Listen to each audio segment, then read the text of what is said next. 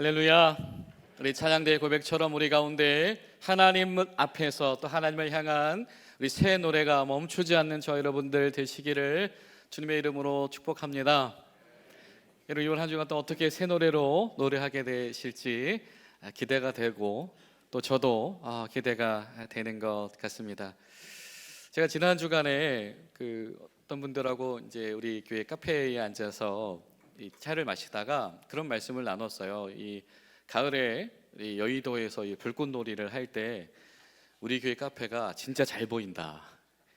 올해는 딴 데 가지 말고 여기서 모여서 같이 우리끼리 보자. 여러분 그때 시간들 내셔서 같이 오시길 부탁을 드립니다. 그 얘기를 하고 이제 불꽃놀이에 대한 이야기를 하고 이게 멋있다 이렇게 사진도 보면서 이렇게 얘기를 나눴는데요. 제가 그러다 문득 그런 생각이 들었어요. 불꽃놀이를 왜 좋아하고 있지 내가? 여러분 불꽃놀이 여러분 좋아하세요? 멋지시던가요? 근데 그거 상당히 위험한 거잖아요. 화약이잖아요.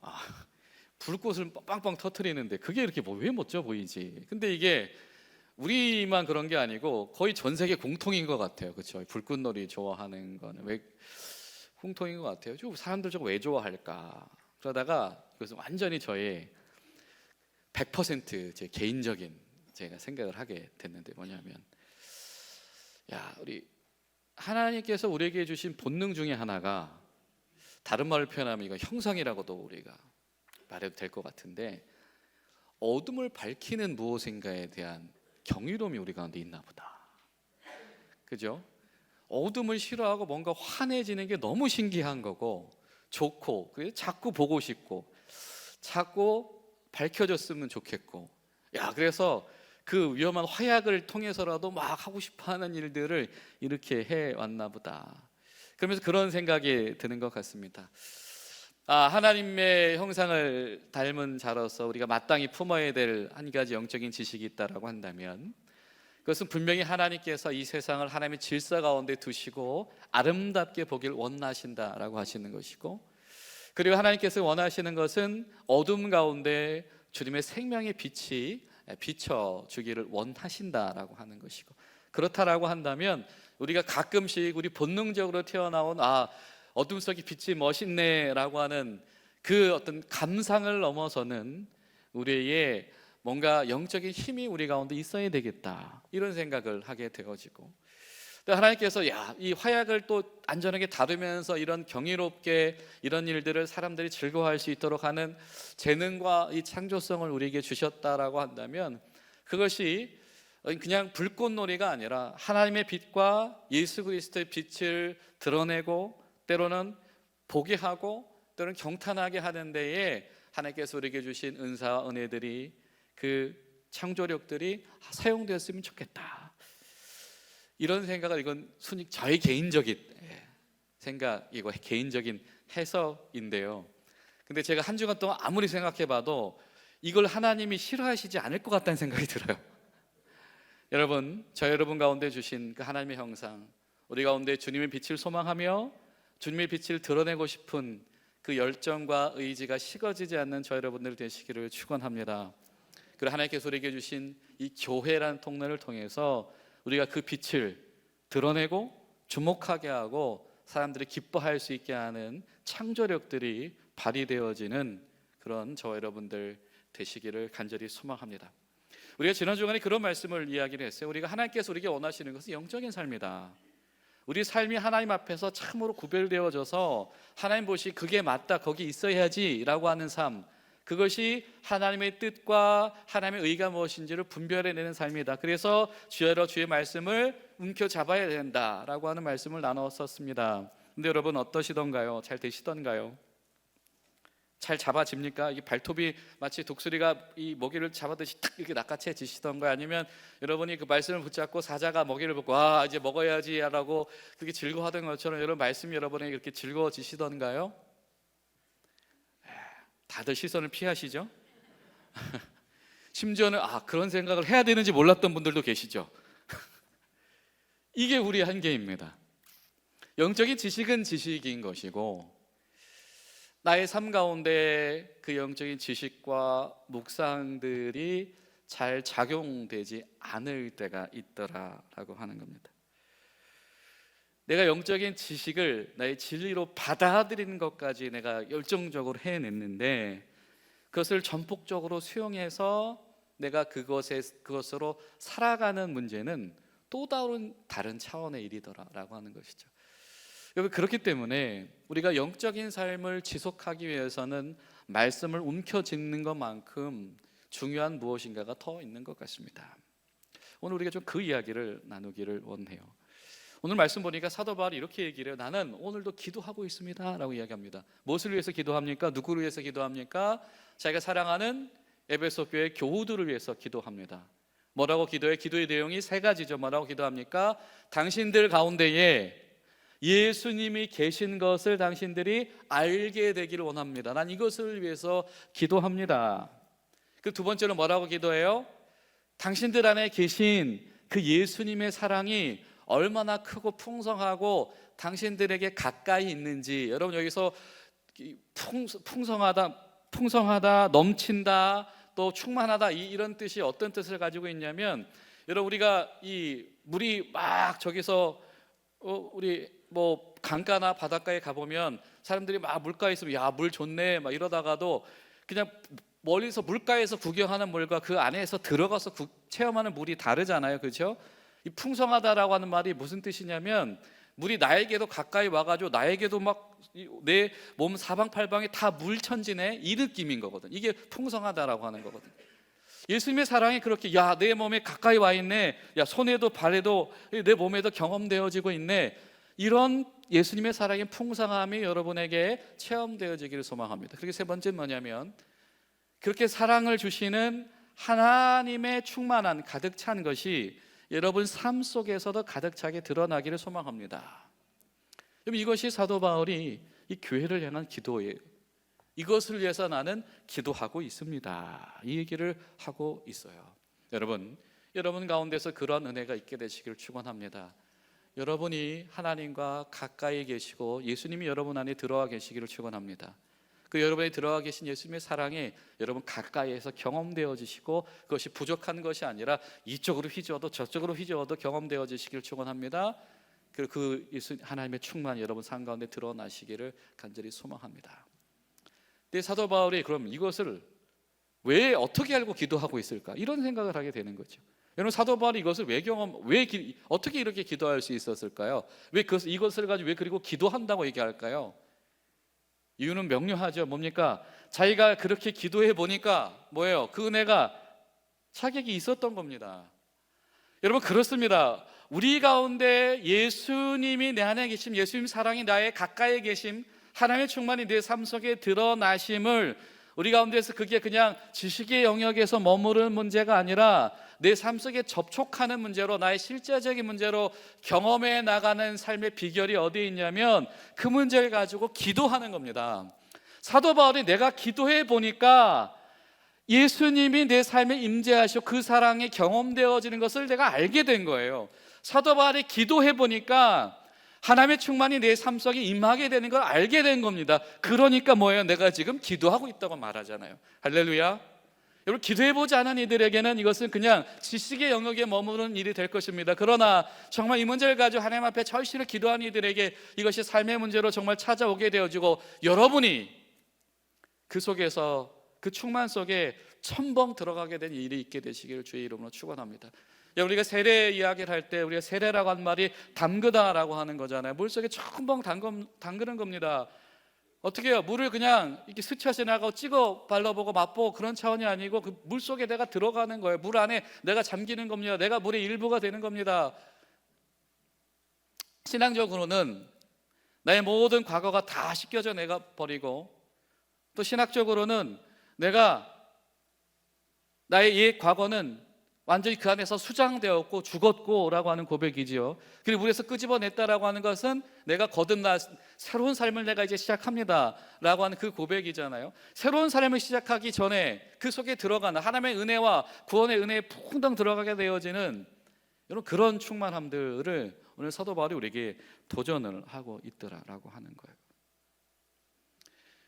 내가 주야로 주의 말씀을 묵상합니다. 움켜집니다. 그래서 움켜졌더니 그 말씀이 정말로 내 안에 가까이 있습니다. 이래야 되는데 움켜졌는데 한번 움켜져 봤더니 힘들어. 힘이 모자라. 그죠? 내 발에 독수리 발톱 같으면 괜찮을 것 같은데 알고 보니까 참새 발톱이었던 거죠. 너무 커. 안 돼. 그러니까 안 돼. 다음에 하지 뭐. 여전히 참새 발톱처럼 이러고 있는 신앙생활이 있을 수가 있더라라고 하는 거죠. 오늘 사도 바울이 우리에게 도전하는 사이즈는요, 그냥 물 찍어 바르는 사이즈가 아니라 물속에 첨벙 들어가는 이 바다, 은혜의 바다를 끌어안는 그런 사이즈의 감격이더라. 그러기 위해서는 우리가 여러분 어떻게 해야 될까라고 하는 겁니다. 성경이 우리에게 바로 그런 도전을 던지고 있어요.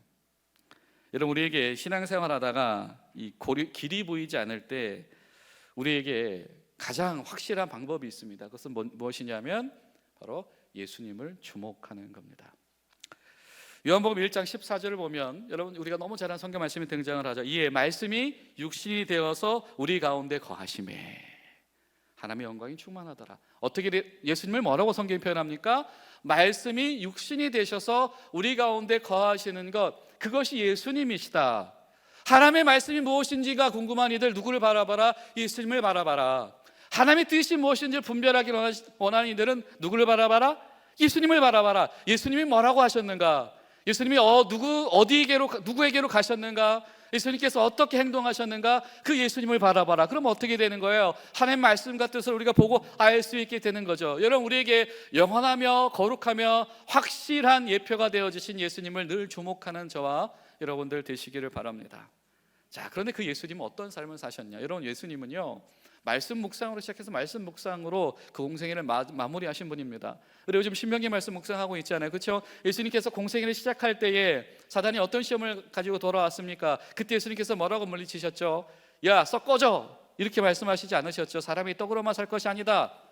하나님의 말씀을 인용하시면서 그 말씀을 적용하시면서 공생애를 시작하는 표본을 보여주셨습니다. 심지어 예수님은 십자가에 달린 그 순간조차도, 그 호흡이 멎어지는 그 순간조차도 어떻게 기도합니까? 심지어는 하나님 앞에 간구하는 그 순간조차도 나의 하나님 어찌하여 나를 버리시나이까? 이것조차도 여러분 시편 22편의 인용입니다. 예수님의 공생의 시작과 예수님의 공생의 마지막은 뭐예요?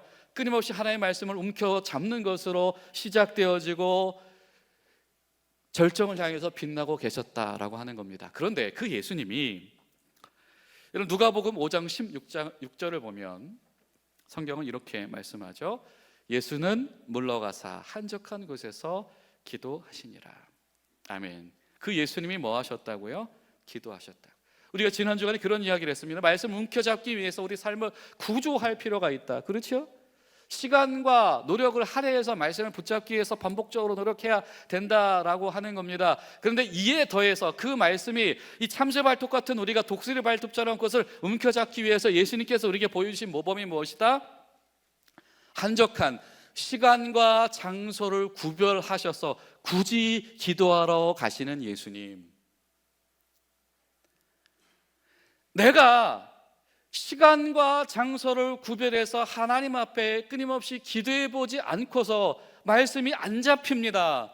말씀이 내 것이 되지 않습니다. 말씀이 체험되지 않습니다 라고 하는 변명은 우리에게 굉장히 불신앙적인 언어가 될 수가 있다라고 하는 것입니다.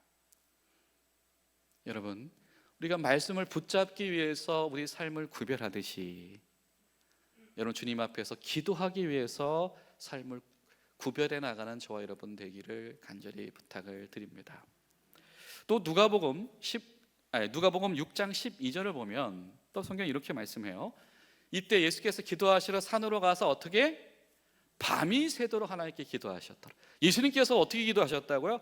밤이 새도록.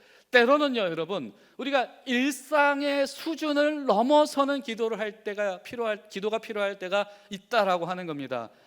하나님, 그러나 나의 뜻대로 하지 마시고 나의 원대로 하지 마시고 주님의 뜻대로 하시옵소서 라고 기도할 수 있는 이들은 어떤 이들이냐면 때로는 나의 일상의 한도를 넘어서면서 주님 앞에 서는 자들입니다.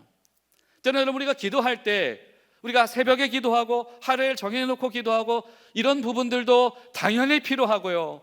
그러나 때로는 나의 어떤 한도를 넘어서고 정말 절실하게 하나님 앞에 기도하며 나아가는 시간도 우리에게 반드시 필요하다. 여러분, 이렇게 기도하는 이들이 말씀을 움켜잡을 수 있는 이들인 줄로 믿습니다. 여러분의 한도를 넘어서는 기도를 하기 시작을 하십시오. 일단 새벽 기도가 안 되는 분들은 새벽 기도부터 해야 되겠죠. 근데 여러분, 은근히 여러분 기도 많이 하고 계신 거 아세요? 여러분 최소한 1년에 수천 번 기도합니다. 어떻게 기도합니까? 식사 기도 3 곱하기 365 이러면 일단 1000번은 넘어요. 물론 빼먹는 분은 1000번 좀 밑에 계시겠지만, 그 1년에 예배만 나와도, 그죠? 주일 예배만 나와도 최소한의 52번 기도하죠, 같이. 이래저래 하면 1000번 넘게 기도하고 사신단 말이죠. 야, 최소한의 1000번 이상 기도하고 살아가는 사람들 가운데에서 이 기도의 감격과 이 기도의 확신이 없다라고 하는 것은 참으로 많이 아쉽다. 때로는 우리가 정말로, 아니 바울을 얼마나 기도하다 이 경험을 한 걸까요? 얼마나 말씀 붙잡고 기도하다 보니까 예수님 내 안에 계시구나, 아, 그 예수님 사랑이 이런 거구나, 그 하나님의 뜻이 내 삶 가운데 이렇게 앞뒤로 충만하구나라고 하는 것을 사도 바울은 몇 번 기도하다 경험을 했을까요? 알 수는 없죠. 그러나 최소한 그는 감옥에 갇혀서도 기도하는 사람이었으니까. 사도 바울의 모델 자체가 나의 일상을 넘어서는 기도, 나의 한도를 넘어서서 기도하는 기도의 모범을 보여주는 것이 분명히 사도 바울이다. 근데 그 사도 바울이 기도해 보니까 내가 알게 된 건, 이건 기도밖에 없다, 방법이. 그래서 기도한다. 기도하면 주님이 우리 가운데 계신다. 기도하면 주님의 사랑이 우리 가운데 가까이에 있다. 기도하면 하나님의 뜻이 우리 삶 가운데 가까이에 있다. 그건 기도하는 자만이 체험할 수 있는 비결이다라고 하는 겁니다. 여러분, 사실 우리가 이 하나님 앞에 가까이 나간다라고 하는 것은요, 굉장히 중요한 믿음입니다. 왜 우리 말씀을 이렇게 붙잡아야 되고 기도해야 되냐? 성경을 보면, 여러분 너무 좋아하시는 성경이에요. 스바냐 3장 17절. 성경이 이렇게 말씀을 하죠. 너희 하나님 여호와가 너희 가운데 계시니 우리 주 예수 그리스도가 너희 안에 계시길 원하며. 사실 같은 고백하고 있어요. 이제 뭐라고 말씀합니까? 그는 구원을 베푸실 전능자시라. 그가 너로 말미암아 뭐 하래요? 기쁨을 이기지 못하시며 너를 잠잠히 사랑하시고 어떻게 해요? 너로 말미암아 어떻게? 즐거이 노래하신다. 여러분, 나만 노래하는 줄 알았어요. 나만 하나님 찬양하는 줄 알았어요. 근데 성경은 말씀합니다. 하나님이 노래하신대요. 누구 때문에? 너희 때문에, 이스라엘 때문에. 여러분 기억나십니까? 첫 아이가 태어났을 때 첫 손주를 보시던 그날의 감격이 기억나십니까? 여러분 첫 손주 볼 때 어떻게 하셨죠? 어떻게 하지 이거? 그죠? 어떻게 하지 이거? 어떻게 만져줄까 이거? 어디부터 만져줄까? 이게 벌써 내리셨어요 말씀을? 하나님께서 어쩔 줄 몰라 하신다. 이 말씀은 이런 거예요. 마치 이 아기가 너무 사랑스러워서 이거 머리를 안아줄까, 목을 안아줄까, 엉덩이를 받쳐줄까, 이런 거예요. 그 어쩔 줄 몰라 하신 하나님이 너를 보고 노래하신다. 여러분 그 아이에게 처음에 어떤 노래를 불러주셨습니까? 잘 자라 우리 아가 부터 시작을 해서 많은 노래 불러주셨겠죠. 하나님이 우리와 이렇게 가까이 계시고 우리와 주목하고 우리를 만지고 싶어하고 노래 부르고 싶어하고, 예언자가 우리에게 그런 말씀을 전달하십니다. 여러분 지난 한 주간 동안 하나님이 여러분 어디 만져주시던가? 엉덩이 이렇게 토닥토닥 해주셨습니까? 얼굴 이렇게 만져주시고 아 이쁘다 이쁘다 해주시던가요? 자 여러분 지난 주간 하나님이 아유 착하다 그러신 분 한번 손 들어보십시오. 하나님이 아유 장하다고 등 들어두신 분 한번 손 들어주십시오. 하나님 여러분 앞에서 막 노래 부르시던가요? 어떤 노래 부르시던가요? 하물며 우리가 하나님 앞에 하나님 제가 하나님 손 잡고 싶어요. 하나님 제가 정말 하나님 앞에서 노래 부르고 싶어요. 이 마음이 반드시 회복돼야 될 것입니다. 여러분 우리 인간의 존재 이유가 무엇입니까? 여러분 우리 인간의 존재 이유가 무엇이죠? 단 한 가지입니다. 하나님을 영화롭게 하고 그분께 영광 돌리기 위해서이죠. 하나님을 영화롭게 한다라는 게 무슨 의미겠습니까? 하나님을 하나님 되심을 우리가 인정하는 거잖아요. 하나님을 내 삶에 하나님으로 받아들이고 그분을 높이는 겁니다. 하나님을 영광스럽게 한다라고 하는 건 무엇일까요? 그분의 뜻이 실현되기를 끊임없이 내 마음속에 품어 나가는 것입니다.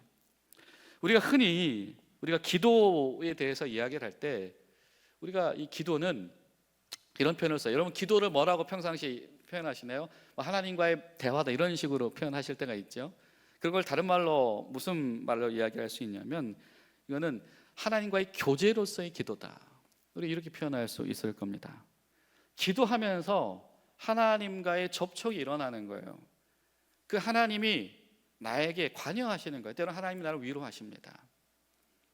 때로는 나에게 기쁨을 주시기도 하시고 또는 하나님께서 나에게 평안을 주시기도 하십니다. 이런 하나님과 교제하는 기도들이 있어요.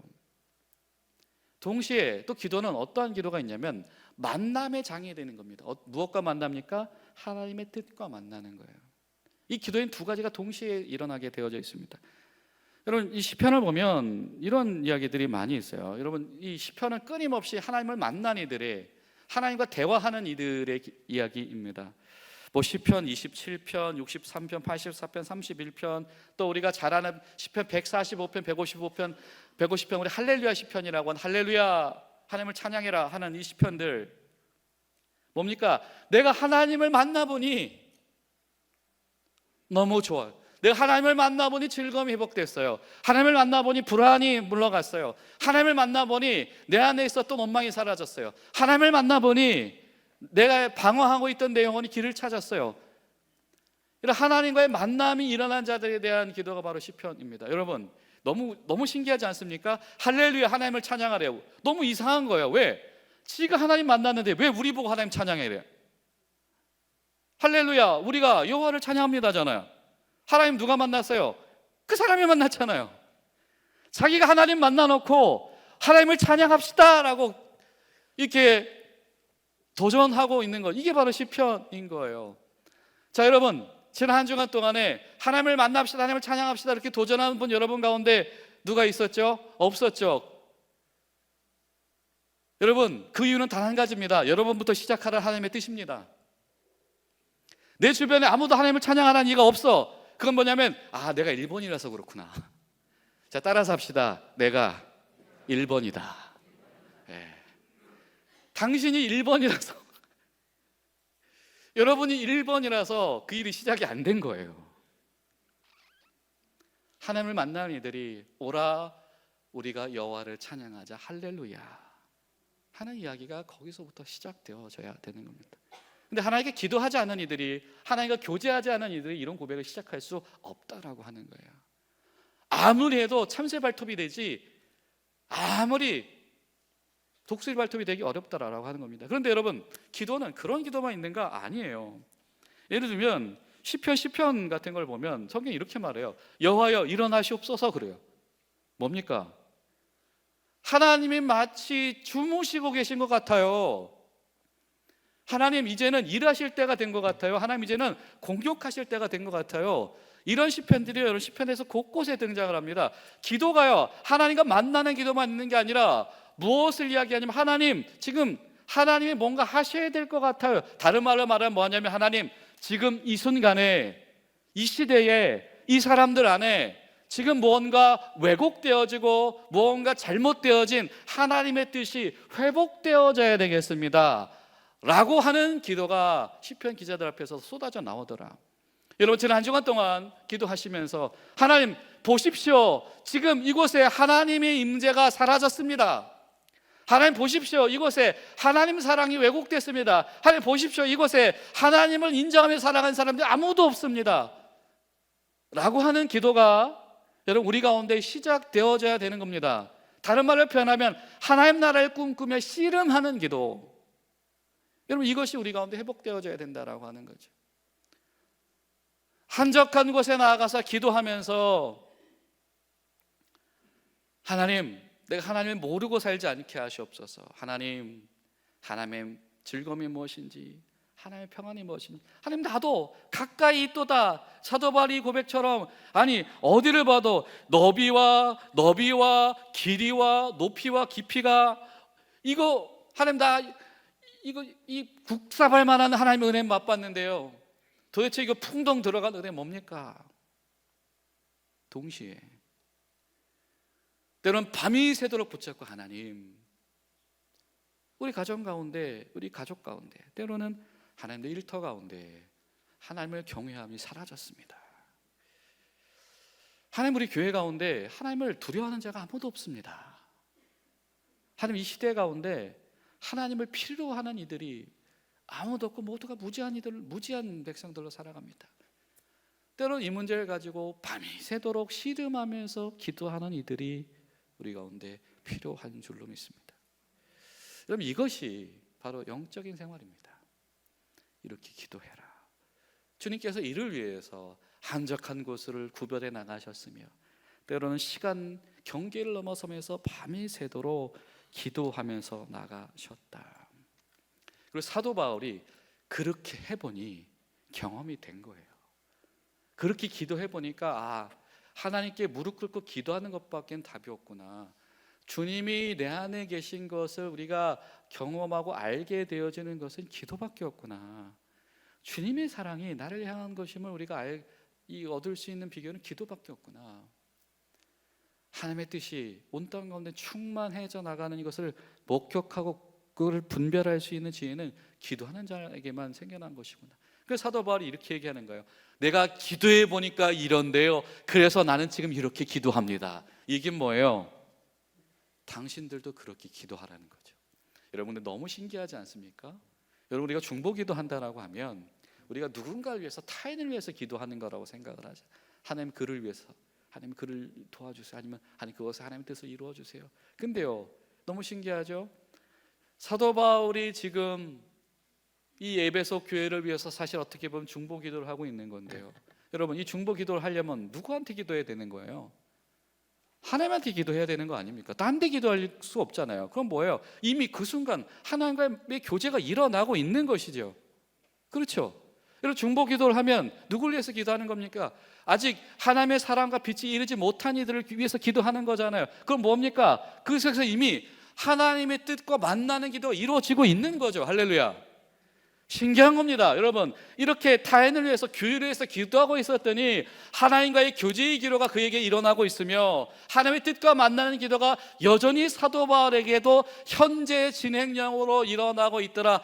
야, 사도 바울은 이거를 알고 있는 사람이었던 거예요. 그렇구나. 그러니까 사도 바울이 그런 고백을 합니다. 말씀이요, 기억납니다. 말씀이 이해가 됩니다. 그리고 그 말씀이 믿어집니다. 이게 사도 바울이 하는 얘기 아닙니까? 이런 은사를 구하십시오. 이런 성령의 충만을 구하십시오. 말씀이 기억나게 해주십시오. 말씀이 이해되게 해주십시오. 말씀이 믿어지게 해주십시오. 이렇게 기도하십시오. 사도 바울이 그것을 알아가기 시작을 했던 것이지요. 사랑하는 여러분, 우리 가운데서 이런 은혜의 감격들이 식어지지 않고 끊어지지 않게 되시기를 간절히 축원합니다. 여러분, 신앙생활이 우리에게 의무감이 되어서는 아무런 생명력도 거기서 일어나지 않을 겁니다. 그러나 오늘 말씀이 우리에게 도전하는 것처럼 신앙생활의 방법인 동시에 목적지는 어디냐면 충만입니다. 주님의 임재의 충만인 것이며 주님의 사랑의 충만인 것이며 주님이 인도하시는 하나님 나라의 뜻의 충만인 것입니다. 이번 한 주간 동안에 기도하시면서 하나님, 우리가 의무감을 넘어선 하나님의 충만으로 살아가도록 하루하루를 인도하여 주시옵소서. 그 믿음으로 나아가시는 저 여러분들 되시기를 예수님의 이름으로 축복합니다. 기도하시겠습니다. 살아계신 하나님, 주님 감사합니다. 오늘도 저희를 예배자로 부르셔서 이렇게 함께 모여서 예배하며 시간과 장소를 구별하여 주님께 드립니다. 하나님, 우리 가운데 그 이상의 형식을 넘어서는 감동과 생명이 있기를 소망하오니 우리가 기도할 때마다 주님 만나 주시고 우리가 주의 뜻 붙잡고 씨름할 때마다 하나님 그 위에 역사하여 주시옵소서. 예수님의 이름으로 기도하옵나이다. 아멘.